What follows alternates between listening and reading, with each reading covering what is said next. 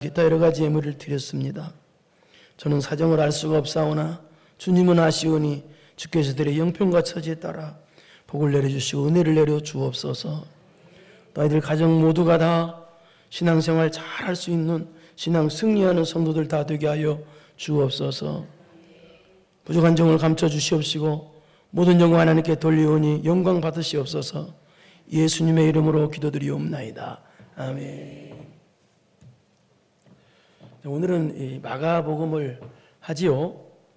이 마태복음, 마가복음, 누가복음, 요한복음을 이 복음서라고 그러죠.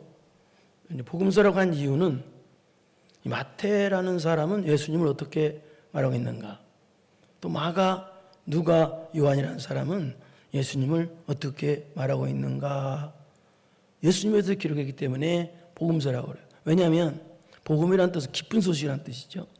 예수님이 멸망받을 수밖에 없는 저희들을 구원하시러 이 땅에 오셔서 우리를 구원해 주셨잖아요. 예수님이 구원하러 오셨다는 소식이 그게 복음이에요. 기쁜 소식. 그러니까 복음 자체이신 예수님에 대해서 기록했기 때문에 복음서라고 그러는 거예요. 그러면 오늘 하는 이 마가복음은 그러면 누가 기록했느냐? 이 마가복음을 기록한 이 마가는 예수님의 12제자가 아니에요. 그럼 누구냐? 여러분 사도행전 2장에 보면은 마가의 다락방이 있죠. 오순절 성령 충만 받은 그 마가예요. 그런데 이 마가는 처음에는 이 바울 사도가 1차 전도여행 떠날 때 그때 이 마가의 외삼촌이 누구냐면 바나바예요. 바나바와 함께 바울과 함께 1차 전도여행 때 함께 갔던 사람이 마가예요.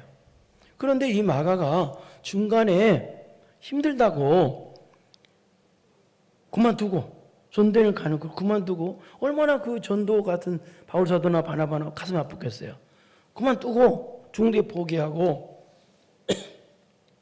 예루살렘 자기 집으로 돌아가 버려요. 그러니까 이 마가가 처음에는 아주 신앙이 엉터리였어요.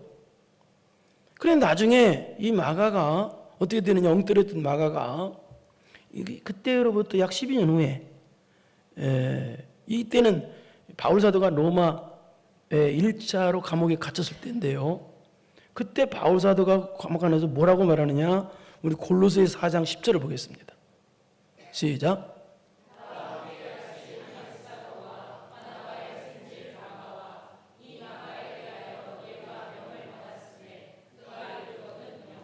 여기 보니까 바울과 함께 지금 어떻게 돼요? 모든 걸 버리고 뭐요? 바나바의 생길 마가 나오죠. 여기 마가. 이 마가가 어땠어요? 복음에 동참하고 고난에 복음 전파에 동참하고 고난에 동참했던 사람이 이 마가라는 거예요. 그러니까 예전에 마가가 아니죠. 놀랍게 변화받은 정말 훌륭한 사람이 된 거예요. 이 마가가 바로 이 마가복음을 기록했다는 거예요. 그런데 마가복음에서 말하는 이 예수님은, 이 마가는 어떤 예수님을 말하고 있냐?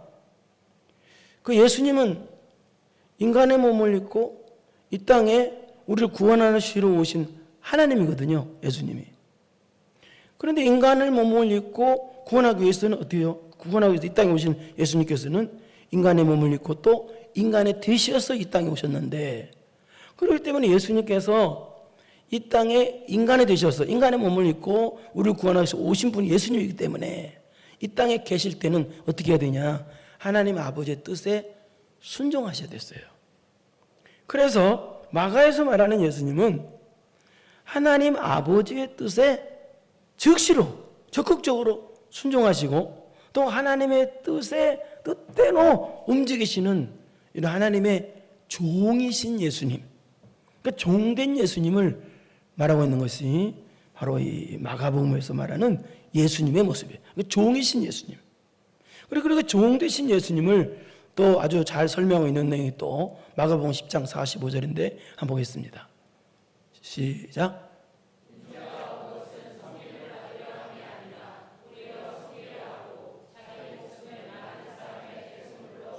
예수님께서 오신 것은 뭐예요? 종처럼 섬기러 오셨다는 거예요. 또 많은 사람의 죄를 위해 우리 죄를 대신해서 그럼 우리 구원해 주시려고 십자가 달려 대신 죽어주시러 목숨을 많은 사람의 대속물 되시기로 오셨다는 거예요. 그러니까 이게 놀라운 하나님의 종의 모습이죠. 이게 이 종의 모습을 잘 설명한 것이 이 10장 45절에. 그러니까 여기에서 우리에게 교훈해 주는 것은 뭐냐? 또 놀라운 교훈을 주는데 그것은 이 세상에서 가장 큰 사람이 누구냐? 그것은 바로 섬기는 사람이라는 거예요. 큰 사람이. 또 종이 되는 사람. 섬기는 사람, 종이 되는 사람이 하나님 앞에 큰 자라는 거예요. 그런데 오늘 본문은요, 예수님께서 이렇게 종의 모습으로 오셨는데 그렇다면 왜 오셨느냐라는 걸 본문의 내용이에요. 그럼 왜 오셨느냐? 온 목적이 뭐냐? 왜 오셨느냐? 결론부터 보겠습니다. 본문 17절을 한번 보겠습니다. 왜 오셨는지 보겠습니다. 시작.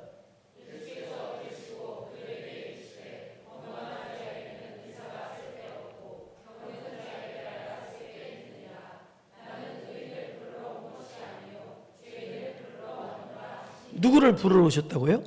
죄인을 부르러 오셨대요. 이 땅 예수님께서 오신 목적이 죄인을 부르러 오셨대요.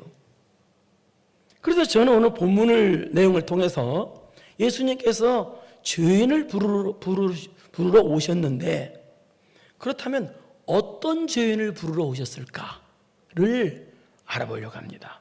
어떤 죄인을 부르러 오셨을까? 자, 그러면 오늘 본문을 알려면 앞에 1절부터 12절까지 내용을 좀 봐야 돼요. 왜냐하면 연결이 되기 때문에 우리 1절 한번 보겠습니다. 어떤 죄인을 불러오셨는지 시작.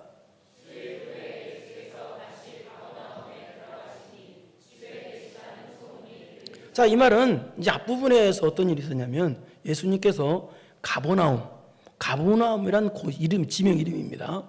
이 가버나움이라는 곳에서 나병 환자를 고쳐주셨어요. 그러자 그 소문 듣고 사람들이 많이 몰려왔어요. 그리고 이후에 또 예수님께서 갈릴리 호수가 너무 크기 때문에 사람들은 바다라고도 그래요. 굉장히 커서. 근데 갈릴리 호수 주변에 가서 복음을 가버나움에서 나가시고 갈릴리 호수에서 복음을 증거하시다가 다시 가버나움으로 다시 들어가셨다는 거예요. 이게 그거예요. 수요일에 예수께서 다시 가버나움에 있다가 갈릴리 해변에서 복음을 전하시다가 다시 가버나움에 들어가시니까 예수님께서 가버나움에 다시 오셨다는 소문을 듣고 많은 사람들이 몰려왔다는 거예요, 이 말이에요. 근데 이 중에서 누가 있었냐면은 중풍병자 한 사람이 있었는데 그 사람을 낫게 하려고 중풍병자를 걷지를 못하니까 네 사람이 메고 왔어요. 한 중풍병자를. 예수님께 와서 치료받으려고 네 사람이 한 중풍병자를 메고 온 거예요. 그런데 사람이 너무 많아가지고 예수님 앞에 갈 수가 없었어요. 그런데 예수님 앞에 갈 수가 없으니까 예수님 앞에 갈 수 없으니까 포기하고 집에 가버리자. 그런 게 아니고 이 사람들은 포기한 게 아니고 집 바깥에 옥상으로 올라가는 계단이 있는데요. 그 바깥의 계단을 통해서 옥상으로 올라가서 거기서 지붕을 뜯고, 유대인들은 옥상에는 기도도 할 수 있고 지붕을 또 쉽게 뜯을 수 있는 그런 구조예요. 그 지붕을 뜯고 거기서 이 중풍병자를 네 사람이 예수님 앞으로 달아내리는 놀라운 믿음을 보여줘요. 그러자 예수님께서 그 포기하지 않는 그들의 믿음을 보시고 중풍병을 고쳐주신 거예요. 그런데 고쳐주시는 방법이 특이한데 어떻게 고쳐주는지 한번 보겠습니다. 5절을 보겠습니다. 5절 시작.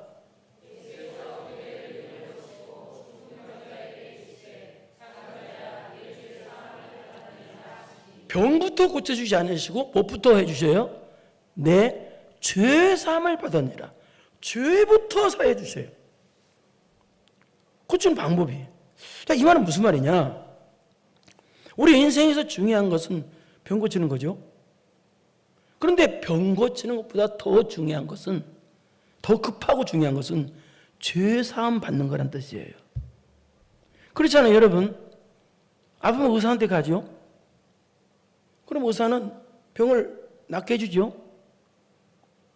그런데 우리가 의사한테 가서 병 나았으면 그 다음에 또 병 안 드나요? 병 또 들을 수 있어요. 안 죽나요? 죽을 수 있어요. 그래서 육신의 병 낫는 것은 잠깐은 최고로 행복하죠. 최고로 행복하죠. 병 나으니까. 그러나 영원히 행복하지는 않아요. 영원히 복되지는 않아요. 그러나 죄 사함 받는 것은 우리가 예수님을 믿고 예수님의 십자가의 은혜로 믿음으로 죄 사함을 받는 것은 그것은 어때요? 영원히 천국 가서 영원히 살기 때문에 영원한 복이고 영원한 행복이고 영원히 좋은 것이 죄 사함이에요. 그렇기 때문에 우리는 이 죄 사함을 반드시 받아야 돼요. 그런데 죄 사함을 주시는 분이 누구다? 오직 예수 그리스도라는 거예요.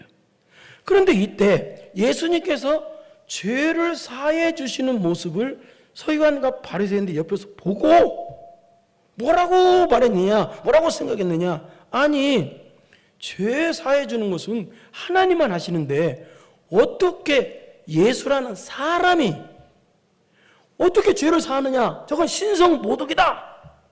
그렇게 해서 아주 분노하는 감정을 가졌어요. 왜 그럴까요? 이들은 예수님이 어떤 분인지 모르니까. 예수님께서는 우리 죄 문제를 해결해 주시고 우리를 구원해 주시러 이 땅에 오신 하나님이라는 것을 모르니까 그렇게 속으로 분노하는 마음을 갖게 된 거예요. 그래서 예수님께서 그 모습을, 그 생각을, 그들의 생각을 아시고 10절 시작.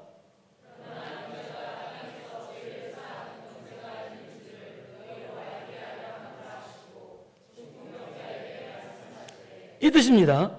내가 이 땅에 온 것은 죄를 사하는 권세가 있는 하나님이라는 것을 알게 하시려고 오셨고, 그걸 봐요. 그래서 알게 하시려고 중풍자를 고친다라는 뜻입니다. 예수님은 죄를 사하는 권세가 있으신 하나님이라는 걸 알게 하려고 중풍자를 고친다, 이렇게 그 뜻이에요. 자, 그래서 이제 이렇게 이 중풍자를 고치시고 조시고 이어서 또 갈릴리 해변가로 또 가셨습니다.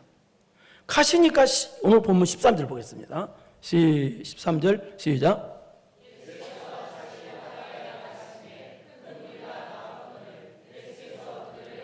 나가시니까 큰 무리가 몰려왔다는 거예요. 근데 이들이 예수님께 나온 것은, 이 큰 무리들이 나온 것은 예수님을 믿기 위해서 나온 게 아니에요. 예수님이 병 고치는 걸 보고 나도 병 고침 받으려고 나왔고, 또 예수님 병 고치는 걸 구경하러 나온 사람들이에요. 그래서 예수님께서는 이 사람들의 소원대로 요구대로 해주신 것이 아니라, 즉 이 사람들이 요구하는 병 고침부터 해주신 것이 아니라 무엇부터 가르쳤다? 그들에게 진리의 말씀부터 가르쳐주셨다는 뜻이에요. 그들을 가르치지 나서 있잖아요. 그러니까 이 말은 무슨 말이냐? 우리들도 하나님께서는요, 미안하지만 우리의 원대로 해주시는 게 아니라 하나님은 반드시 여러분에게 유익하도록 먼저 하신다는 뜻이에요. 그러니까 하나님은 나의 원대로 해주시는 게 아니라 유익하도록, 여러분 영원히 살고 신앙이 사는 쪽으로 해주신다는 뜻이에요. 그래서 이제 예수님께서 이 바닷가에서 말씀을 가르치시고 그 다음에 다시 또 가버나움 아까 얘기했죠. 가버나움의 그 세관이 있는 큰 도로 쪽으로 다시 예수님께서 오시게 되었어요. 그 말이 14절에 보세요. 시작.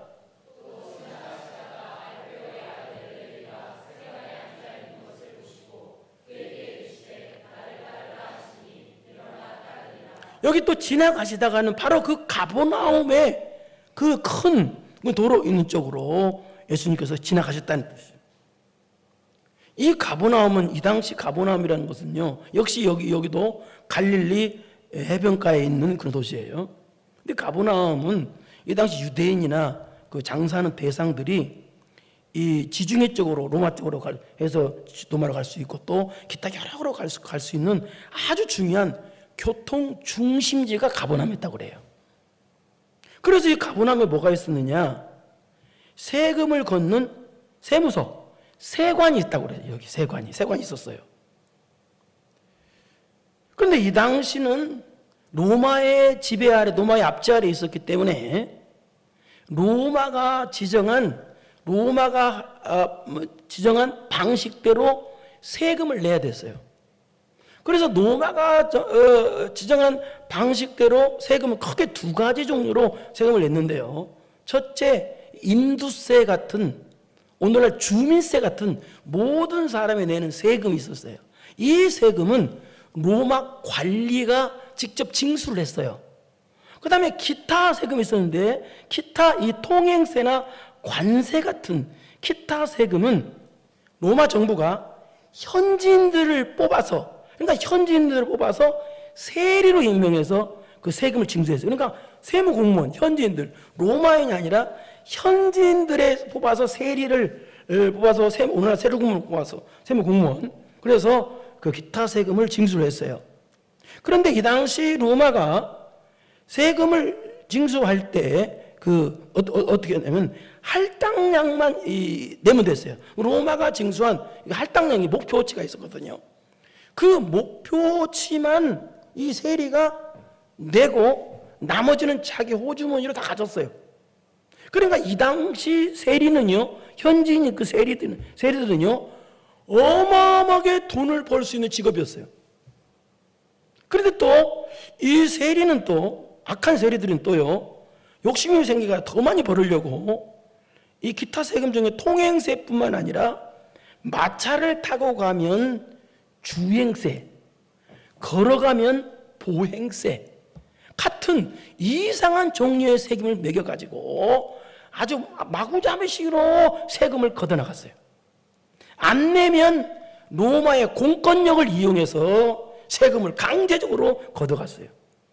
그러니까 같은 동족 유대인의 입장에서 보면은 원수 로마 정부를 위해서 악랄하게 세금을 걷어가는 이 세리야말로 어떻게 보이겠어요? 원수 중에 상원수, 악마 중에 상악마로 그렇게 보여졌어요. 그래서 이 당시 세리들은요, 돈을 가장 많이 벌 수 있는 그런 직업이 가지고 있는 게 세리였지만, 그러나 주변 동족들로부터 외면을 당하고 죄인 취급받고 멸시받는 그런 직업이 세리였어요. 그렇기 때문에 이 세리는 어찌 보면 돈은 많은데 어떻게 보면 외로운 사람이었다고 볼 수가 있어요. 그런데 그 가버나움의 세관에, 그 세관에 앞을, 큰 도로 앞을 예수님께서 지금 여기 보니까 지나가셨다는 거예요. 근데 지나가시다가 누구를 봤어요? 알페오의 아들 레위가 세관에 앉아 있는 것을 보셨다는 거예요.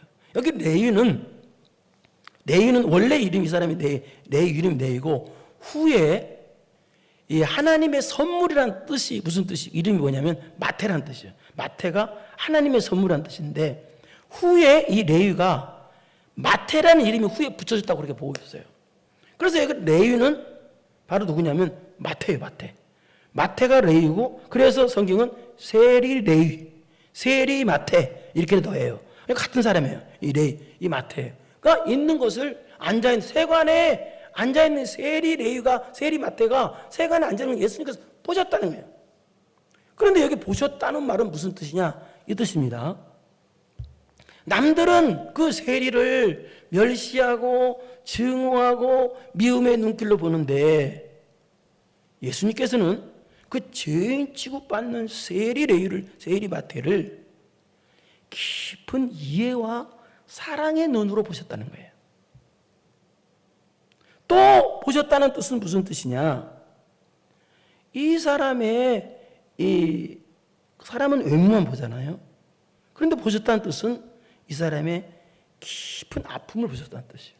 마음 깊이. 마음속 깊은 곳에 있는 고독을 보셨다는 뜻이에요.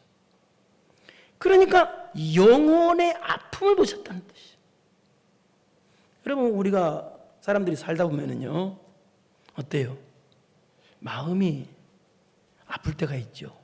그러니까 누구나 이게 아픈 마음을 갖고 있는 사람들이 많아요. 보면은요. 그런데 여러분, 그 아픈 마음을 예수님께 가져 나오면 예수님은 치료해 주십니다. 치료해 주시는 분이 예수님이라는 걸 믿으세요. 그 다음에 또 보셨다는 뜻은 무슨 뜻이냐?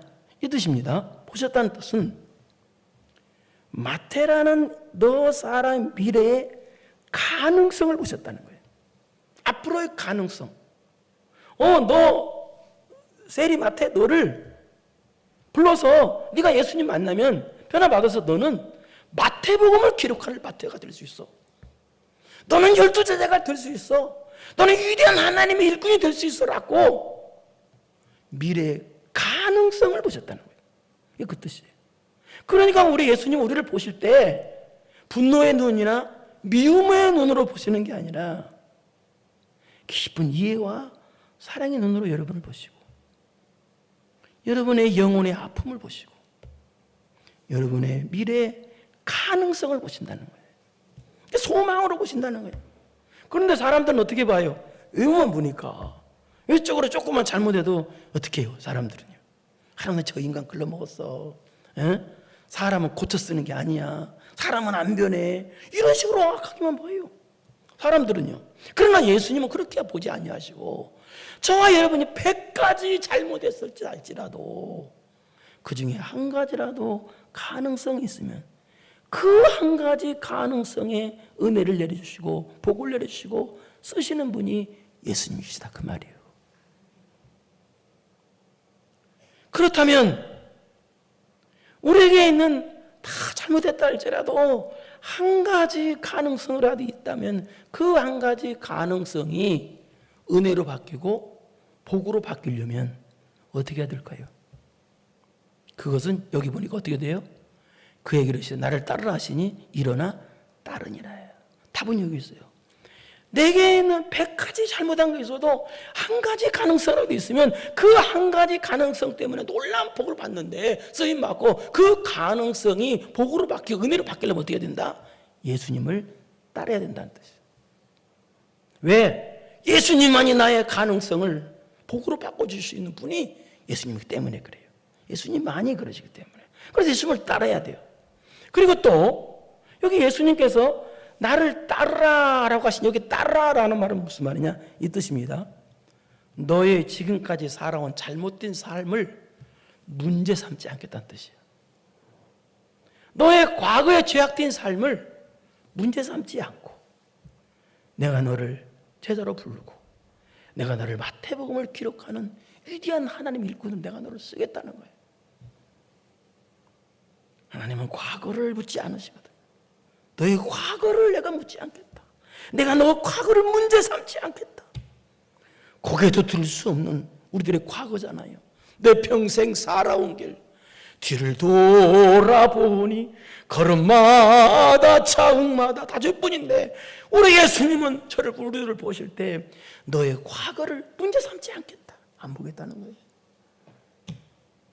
너의 미래 복된 미래를 내가 보겠다는 거예요. 그러자 이 레위 마태는 어떻게 했어요? 남들은 다 죄인 취급하는데 예수님은 나 같은 죄인을 불러주셨어. 죄인 취급 안 하시고 인정하시고 불러주셨어. 그게 얼마나 감격이야. 그래서 나를 따라 일어나 따르니라. 이 말은 모든 것을 버려두고 쉽게 말해서 세례라는 돈 제일 많이 벌 수 있는 직장을 다 때려주고 예수님을 따랐다는 뜻이에요. 여러분은 이것은 여러분이 오늘부터 직장 때려치라는 그 뜻이 전혀 그 뜻이 아닙니다. 이 뜻은 세상만 붙잡던 사람이 이제 예수님만 붙잡는 사람으로 바뀌었다 그 말이에요. 그래서 나 같은 죄인을 불러주신 그 은혜 감사해서 이제 마태가 어떻게 무엇을 했느냐 15절 보겠습니다. 15절 시작.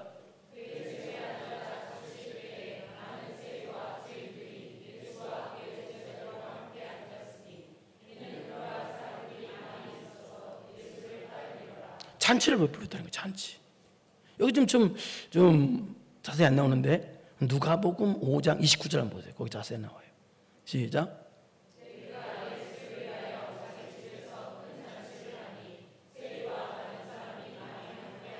쉽게 말해서 내가 예배당에 나간 것이 너무 감격이야. 나를 불러줘야 하나님 예배당 나올 수 있거든요. 하나님이 나 같은 죄인을 불러주신 은혜 너무 감사해서 어떻게 했다? 예수를 위하여 예수님을 위하여 자기 집에서 어떻게 했다? 큰 잔치를 베풀었다는 거예요. 하나님, 나 같은 걸 교회 다니게 하셔서 감사합니다. 나 같은 걸 예배드리게 하셔서 감사합니다.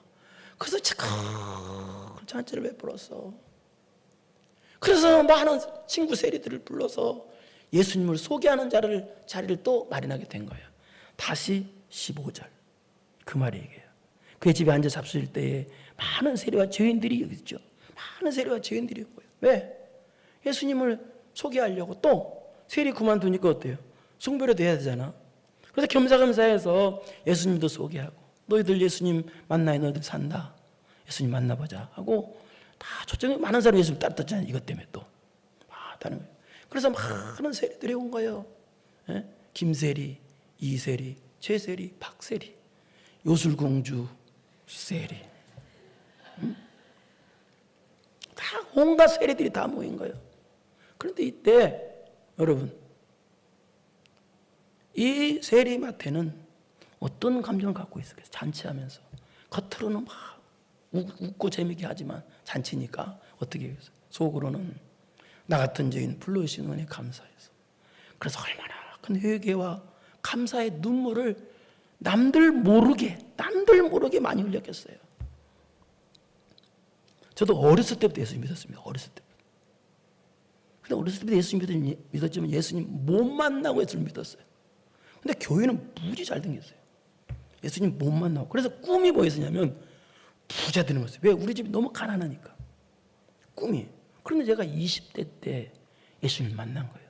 나 같은 죄인을 예수님 불러주시고 나를 주의 종으로 생생하게 불러주시더라고요. 네, 그때요, 나 같은 죄인을 불러주신 은혜 너무 감사해서 진짜 3년을 울었어요. 3년을. 길을 걸어가도 눈물이 나오고, 밥을 먹어도 눈물이 나오고, 도대체 눈물이 멈추질 않더라고요. 왜? 나 같은 죄인을 불러주시는 은혜 너무 감사해서. 그래서 내가 이 마가의 심정을, 이 마태의 심정을 이해를 해요. 이해를 한다고. 얼마나 그 감격인지 이해를 해요. 그런데 또 이제 이런 감격의 잔치 자리에 누가 왔냐? 불청객이 찾아왔어요. 불청객. 여러분도 오늘 은혜 받으면요, 은혜를 빼앗으려고 마귀가 꼭 역사합니다. 은혜를 빼앗으려고. 에? 믿음 떨어져요. 불평하게 만들고, 원망하게 만들려고. 무슨 친구를 통해서 오든지, 식구를 통해서 오든지, 직장 동료를 통해서 오든지, 요즘에는 특별히 제일 많이 오는 게 뭘 통해서 오는 줄 알아요? 휴대폰 같은 거, 그런 걸 통해서 와요. 별걸 통해서 마귀가 은혜 뺏어가려고 방해를 해요. 근데 여기 이 잔치 자리를, 은혜를 빼앗아가려고 하는 방해 불청객이 누구냐? 16절. 무슨 말이 많냐? 16절 시작.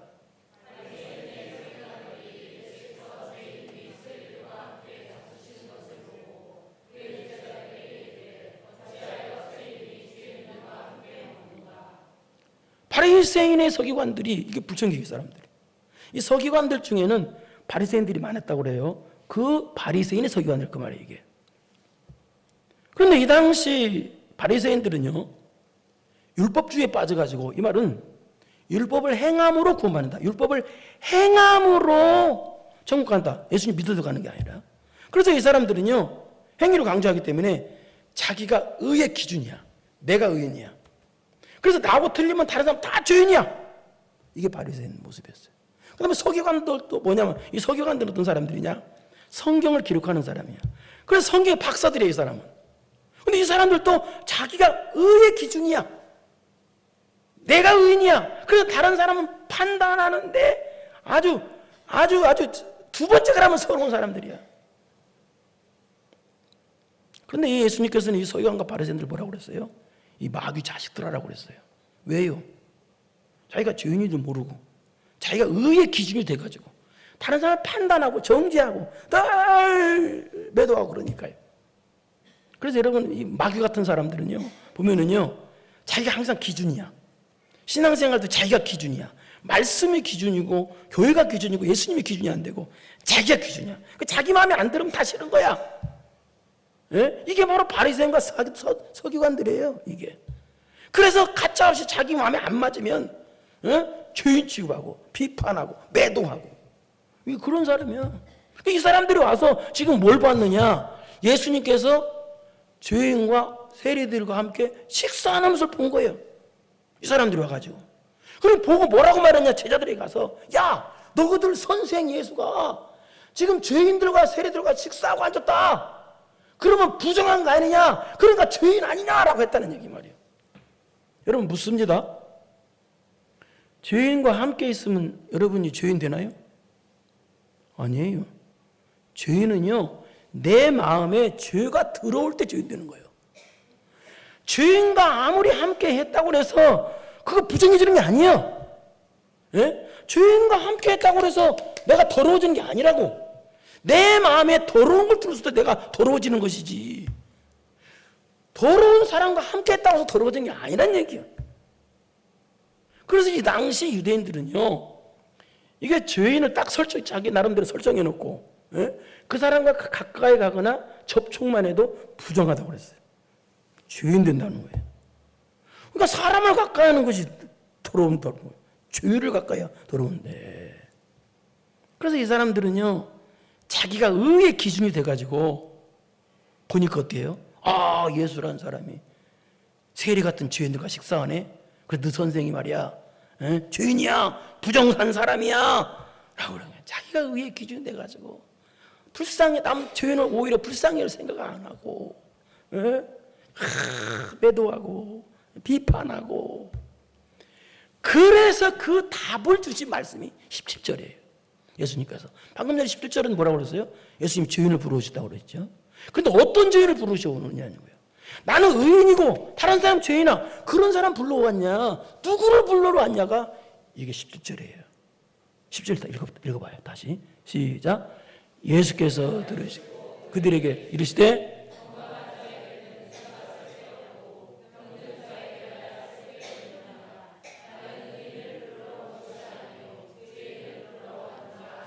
예수께서 들으시고 그들에게 이르시되, 예? 건강한 자에게는 의사가 쓸데없고 병든 자에게라 쓸데니라. 자, 이거 뭐냐면 여기 의사는 누구를 상징하느냐? 예수님을 상징합니다. 예수님을 의사로 비유하고 있어요.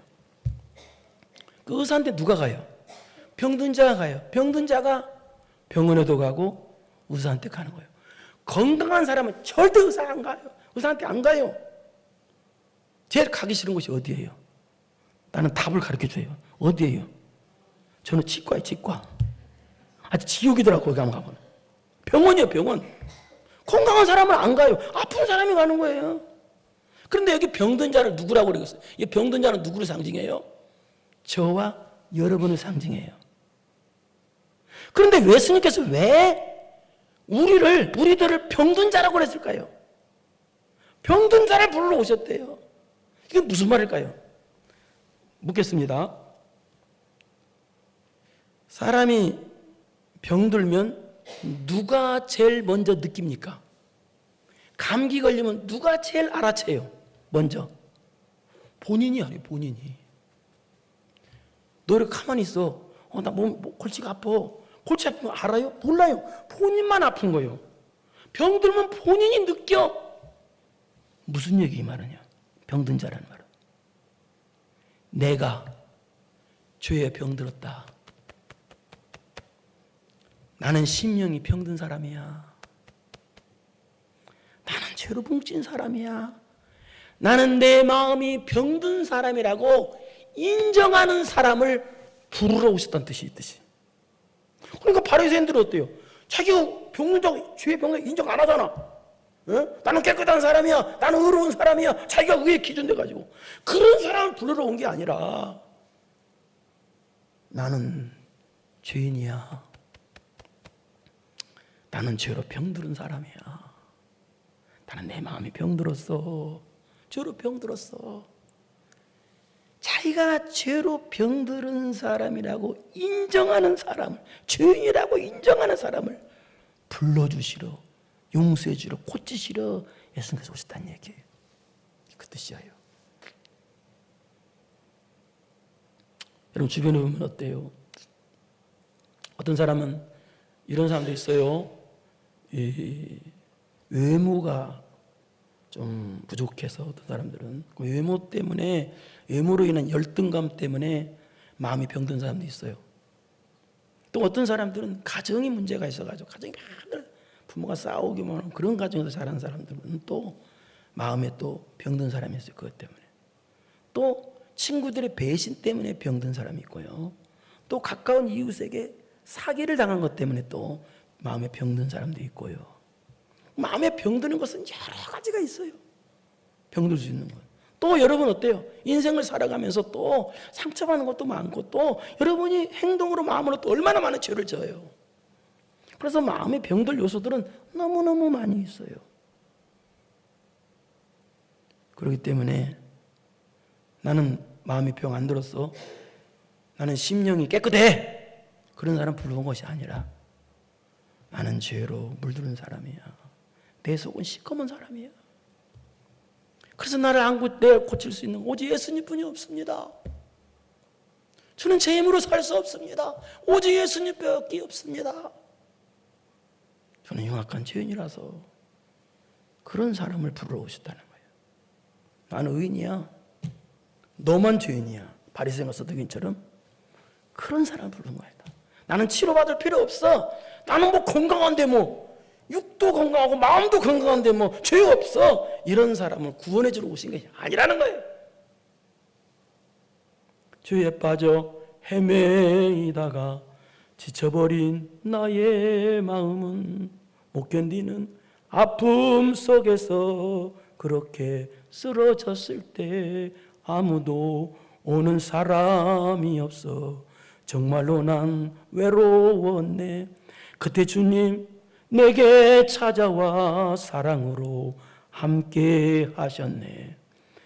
병든 자여 내게 오라. 가난한 자 내게 오라. 죄에 빠진 많은 사람들아 모두 다 내게 오라. 죽어도 같이 않네요. 오라. 슬픈 자여 내게 오라. 또 뭐지?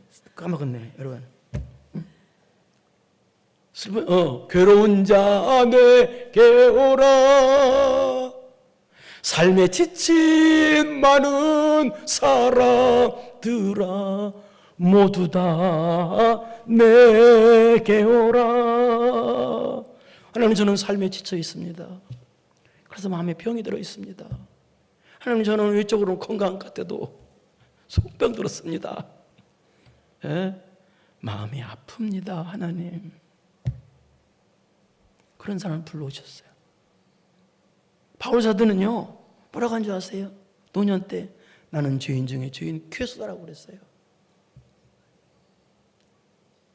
나는 죄인입니다. 그래서 나는 예배 없이는 못 삽니다. 난 예수님 없이는 못 삽니다. 그런 사람을 불러주시고 싶다는 거예요. 그런 사람들을 예수님께서 어떻게 보셔요? 깊은 이해와 사랑의 눈으로 보셔요. 또 우리 영혼의 아픔을 보시고 미래의 가능성으로 우리를 보시고 과거의 우리 삶은 문제 삼지 않으시고 미래의 복을 주시기 위해서 보시고 그런데 그런 사람은 어떻게 돼야 돼요? 그렇게 되려면 어떻게 돼요? 내가 죄에 병든 사람이라고 내 심령이 병들었다고. 신앙 타락한 사람의 특징은요 항상 의인의 그 생각을 갖고 있어요. 타락한 사람의 특징은요 그래서 남을 자꾸 비난하고 비평하고 은혜도 못 받고 자기가 맞아 남이 틀려. 설교 들을 때도 목사님 무슨 소리 하나 보자. 응? 은혜도 못 받고 항상 비판적인 자. 이게 타락한 사람이에요. 이런 사람은 하나님이 내몰라를 하신다는 거예요. 저는 죄에 병든 사람입니다. 이 중에서 가장 저는 부족한 사람입니다. 그래서 말씀 받으러 왔습니다. 저 말씀 없이 전 죽습니다. 이런 사람을 불러오셨다는 거예요. 복 주시려고. 이런 자기를 아는 여러분 되어서 하나님의 놀라운 부르심의 은혜가 여러분의 길을 축원합니다. 걸어가시고 내놓으신 아버지 하나님 감사합니다.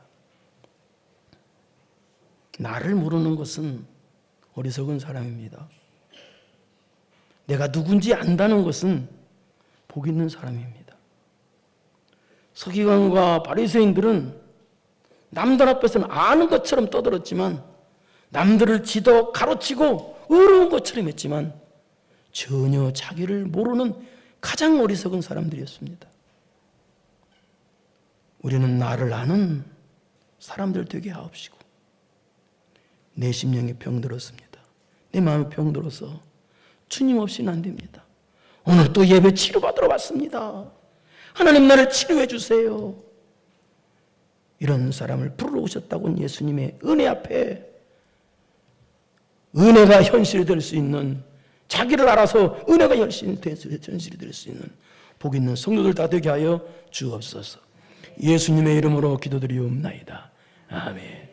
이제는 우리 구주 예수 그리스도 은혜와 전능하신 하나님 아버지의 무한하신 사랑하심과 성령님의 교통교제 감동감하심이 내 심령이 병들었다는 걸 자기를 아는 성도 되어서 하나님의 부르심에, 복된 부르심에 응답할 줄 아는 성도 되기로 마음 깊이 결단하고 돌아가는 사랑하는 성도들 머리마다 이제부터 영원토록 함께 있을지어다.